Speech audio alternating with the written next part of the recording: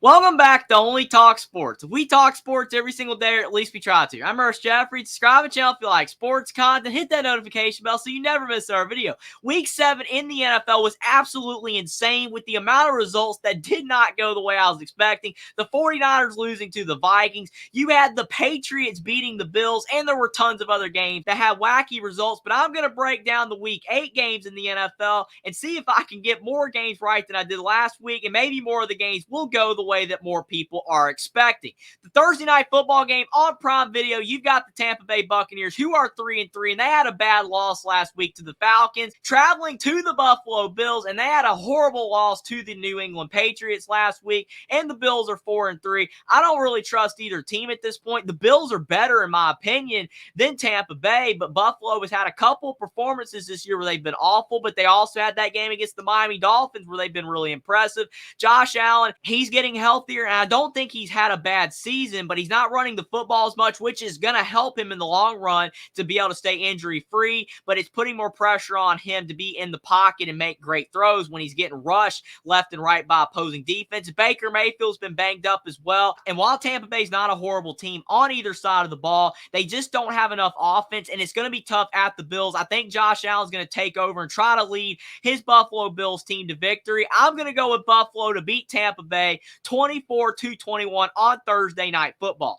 Then to move on to the Sunday games, you got the Los Angeles Rams traveling to the Dallas Cowboys, who had a bye last week. The Rams had a pretty tough loss to the Pittsburgh Steelers last week, and they're 3-4, so they're not having a great season despite the breakout of Puka Nacua and Cooper Kupp's return and Matthew Stafford not playing terrible football. It just hasn't been enough for them to be above water in the NFL this season. Dallas is 4-2, and they've been up and down like the Buffalo Bills, but off the bye week, and Dak Prescott has been playing pretty solid football this season, and they have a talented defense, even though they don't always show up and play the greatest football on that side of the ball, and they're at home. I do believe that Dallas will be able to beat the Los Angeles Rams 28-17 for the Cowboys to move to 5-2, but I would not be a bit surprised if Dallas lost this game either. Then you got the Minnesota Vikings traveling to the Green Bay Packers. Minnesota got the big win last week over the San Francisco 49ers, even without Justin Jefferson. Kirk Cousins had one of his best performances in primetime of his NFL career,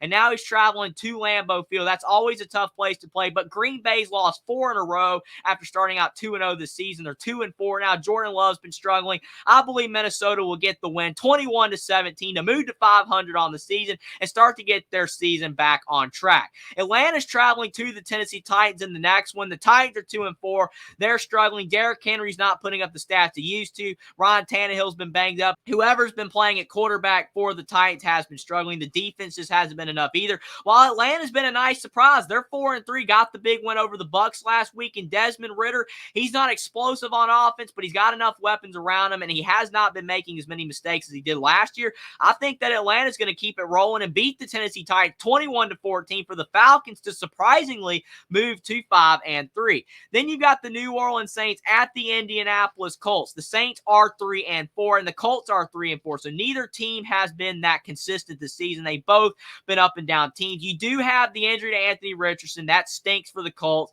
And Gardner Minshew, he has been a bit turnover prone, but he can play solid football. Derek Carr is back off his injury. I just think that New Orleans is a better defensive team than the Colts, and I feel like that the Saints have more talent, even on the offensive side of the ball. I'll go with New Orleans to beat the Indianapolis Colts 21-20 for the New Orleans Saints to move to 500 on the season.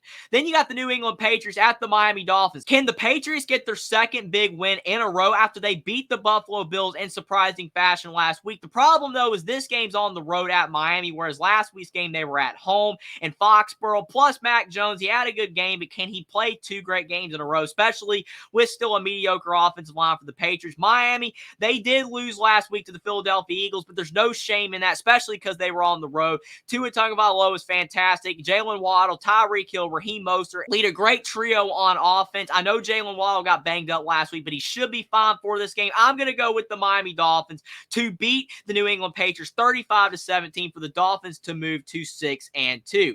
Then you've got the battle of the New York team. You got the New York Jets traveling to the New York Giants. The Jets are 3-3 and the Giants are 2-5. I like the way their Jets are playing this season. Zach Wilson has been playing pretty solid football. When he's given time to throw, he has shown that he's grown as a quarterback from when he first entered the league. Daniel Jones has been banged up, and he's been in and out of the lineup. Same with Saquon Barkley. Barkley is back, and he has been playing all right, but he does look to still be a bit banged up. But Tyrod Taylor has been doing a good job filling in for Daniel Jones at the quarterback position, and the Giants were able to get a win last week versus the Commanders. But I think that the Jets are a bit better on both sides of the ball, and I feel like Tyrod Taylor will keep the Giants competitive, but I'll go with the Jets to move to above 500 on the season and get a 17-14 win over the Giants. Then you have the Jacksonville Jaguars traveling to the Pittsburgh Steelers. The Jaguars have bounced back after the rough start to the season. They're now 5-2, and the Steelers are 4-2 after they got a big win last week versus the Rams. Kenny Pickett hasn't been playing awful football. He's actually improved this season, and the Steelers still have a pretty good defense, whereas Jacksonville, they've got Trevor Lawrence playing at a high level, and I like the Jaguars defense also. I do feel like even though this game's on the road, Jacksonville is a better football team than the Pittsburgh Steelers. I'll go with a 28-21 win for Jacksonville over Pittsburgh. Then you've got the Philadelphia Eagles traveling to the Washington Commanders. I don't know what to make of Washington. They were really competitive against the Philadelphia Eagles earlier this season, and they've had a couple of good performances, but they've also dropped the ball in a couple of games as well, losing that game to the Chicago Bears. And now the Commanders have also lost to the New York Giants. 2 games that if the Commanders were a good football team, they wouldn't have lost. I don't think Sam Howell's been playing poorly, but Washington just is not good enough on either side of the ball to hang with Philadelphia if Philadelphia plays great football, because Philadelphia's had a couple bad performances, but they are 6-1. Jalen Hurts had a bounce-back performance against the Miami Dolphins last week. I'll go with Philadelphia to move to 7-1 with a 35-21 win over the Commanders. And for the final game in the 1 o'clock window in the Week 8 NFL games, you've got the battle of the top 2 picks. C.J. Stroud, who was pick number 2 in the 2023 NFL Draft with the Houston Texans, traveling to the number 1 pick in the NFL Draft, Bryce Young, at the Carolina Panthers, who are still winless, the only winless team in the NFL at 0-6. I think Carolina can get a win here. It's not impossible because I don't think they're a completely abysmal team, even though their record suggests that they are. They've got some talent. Adam Thielen's having a good season, and I do believe that Bryce Young is starting to improve, but Houston's looked better on both sides of the ball than Carolina. Will Anderson's been great on defense, and C.J. Stroud has just played so much better than Bryce Young. I'm going to go with the Houston Texans to move to 4-3 on the season and keep the Carolina Panthers winless by squeaking out a 21-20 win. Then to move on to the 4 o'clock games, you've got the Cleveland Browns traveling to the Seattle Seahawks. Now, Seattle was one of the only teams in the NFL last week that took care of business against the Arizona Cardinals, whereas the Cleveland Browns with P.J. Walker at quarterback got another big win over the Indianapolis Colts. P.J. Walker hasn't been perfect, but he's been doing enough, and Cleveland's defense has been barely doing enough as well. It was a barn burner against the Colts last week, but I don't know if P.J. Walker can keep that magic going. Seattle is a really tough place to play, and the fact Geno Smith has been delivering and getting the ball to his weapons, I'll go with the Seattle Seahawks to beat the Cleveland Browns 28-21. Then you got the Kansas City Chiefs traveling to the Denver Broncos. The Denver Broncos got a big win last week over the Green Bay Packers to move to 2-5 on the season, but Kansas City, they're 6-1, just like the Philadelphia Eagles, and Travis Kelce and Patrick Mahomes, the connection is better than ever, and they've got a good defense. Kansas City's been playing better football now than they were at the beginning of the season, so it's going to be really tough for Denver to hang in this game. I don't think that they will. I'm going to go with Kansas City to beat Denver 38-17. Then you've got the Baltimore Ravens traveling to the Arizona Cardinals. Outside of the Cardinals win over the Dallas Cowboys, Arizona has not won another game this season. They're 1-6. Joshua Dobbs has had his moments, but Arizona is just not good enough on either side of the ball. Baltimore blew out the Detroit Lions last week. That was another one of the crazy results that we saw last week. I thought that the Lions would win and it would be a really close game, but Baltimore blitzed the Lions, winning that game by a lot, and I feel like that momentum is going to carry over, and the Ravens are going to win 31-17 on the road at Arizona. Then you've got the Cincinnati Bengals traveling to the San Francisco 49ers. What has happened to the 49ers? They were 5-0 on the season, dominating everybody, including blitzing the Dallas Cowboys, and now they've lost their last 2 games to the Cleveland Browns and the Minnesota Vikings, 2 teams most people thought that they would beat. Granted, Deebo Samuel was out last week for San Fran, but Christian McCaffrey did return. But still, one guy being out should not have been enough for San Fran to lose to Minnesota. I think that Joe Burrow is playing better football. He looks to be getting a little bit healthier, but I don't think it's going to be enough because it's at the 49ers, and I do believe they will bounce back and get off the snot and not lose 3 in a row. I'll go with San Francisco to beat the Cincinnati Bengals 28-21.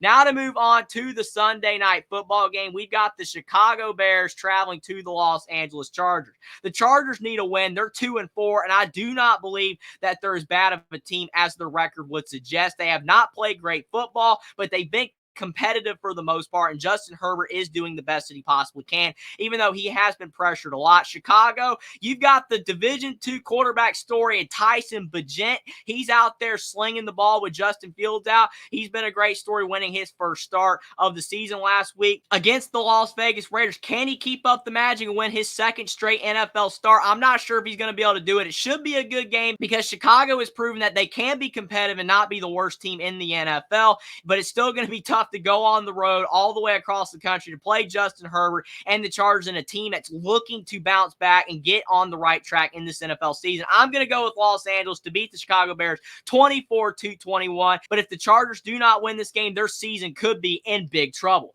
Then to move on to the Monday Night Football game, you've got the Las Vegas Raiders traveling to the Detroit Lions. The Lions had an awful performance last week against the Baltimore Ravens. Detroit, besides that game, has been playing great football this year. They're still 5-2, and they still got a lot of believers, but they're going to have to bounce back if they still want a lot of people to think that they're a great team. Las Vegas is 3-4, and they had a poor performance against the Chicago Bears last week. Jimmy Garoppolo has been banged up. He's questioned before this game, but I don't even think it's going to matter because Las Vegas is not good enough defensively, and they do struggle on the offensive end. In Detroit, when you have a poor performance like you did against the Baltimore Ravens, you got to bounce back and play better. I believe Jared Goff and that offense will get rolling, and the defense will be able to shut down Las Vegas. I'm going to go with the Detroit Lions to beat the Las Vegas Raiders 24-17 on Monday Night Football for the Lions to move to 6-2 on the season and get their season back on track. Now, those are the Week 8 games in the NFL. We're back to the full 16-game allotment because there are no teams with byes this week. There's a lot of great matchups, and we'll see if this week's going to be just as chaotic as last week, where a lot of teams won